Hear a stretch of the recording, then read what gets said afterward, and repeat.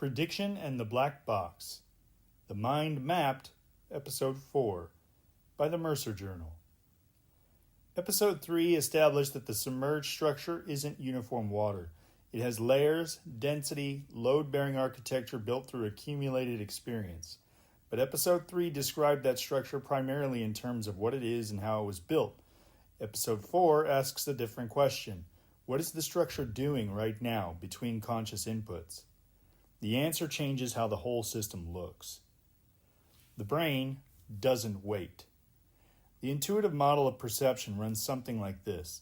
Signal arrives, brain processes it, experience results. Input, then processing, then output. The brain as a receiver, waiting for something to receive. The research suggests something fundamentally different.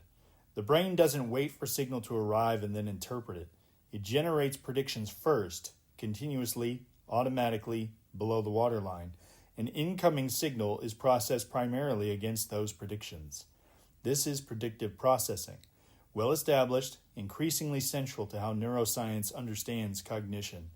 The brain is continuously modeling what's coming based on what has been. The sedimented structure below the waterline isn't just sitting there waiting to convert incoming signal. It's actively reaching forward, generating expectations about what will arrive before it arrives. What actually reaches conscious experience? This has a precise implication for what crosses the waterline. If the brain is continuously generating predictions based on prior structure and incoming signal is processed against those predictions, then what most readily surfaces into conscious awareness is often the mismatch between prediction and incoming signal. Familiar, well-predicted input tends to require little conscious attention. Unexpected input demands it. What confirms expectations tends to stay below the threshold. What violates them tends to surface. The submerged architecture isn't just converting signal, it's actively filtering what reaches conscious attention based on what it already expects. The familiar becomes invisible, the unexpected becomes vivid. And what counts as familiar or unexpected is determined entirely by what has sedimented below. Every layer of sediment is compressed prediction. This is where Episode 3 and Episode 4 lock together. Every layer of sediment is a compressed prediction. The accumulated structure built through repeated experience, emotional weight, and genuine engagement isn't just conversion architecture. It's a prior, an accumulated model of how the world works, what to expect from people, what situations mean, what responses are appropriate. The person who learned early that certain kinds of attention preceded danger carries that layer as a continuous forward prediction, not as a consciously held belief, but as a running model that shapes what signals register as threatening before any conscious evaluation occurs. The assessment happens below the waterline. What surfaces is the result, not the process. Consider the cottonwood tree again, now seen differently. The happiness wasn't just a product of the receiver's structure at the moment of arrival.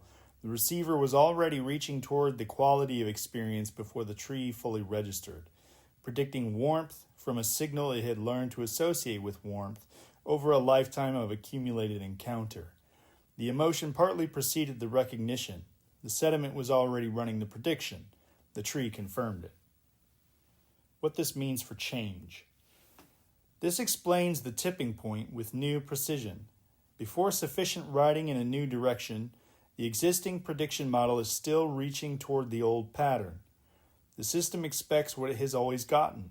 New experience arrives as prediction error, friction, effort, the conscious layer having to work against what the architecture is already predicting. That is why early change is hard. Not because the person lacks willpower, because the prediction model hasn't shifted yet. The architecture is still running its old forward model.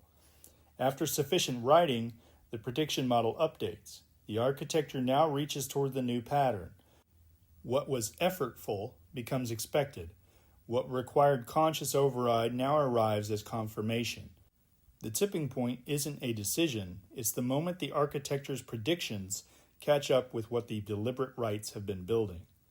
Change is not willpower defeating the old architecture. It's the architecture itself learning to predict differently. Close.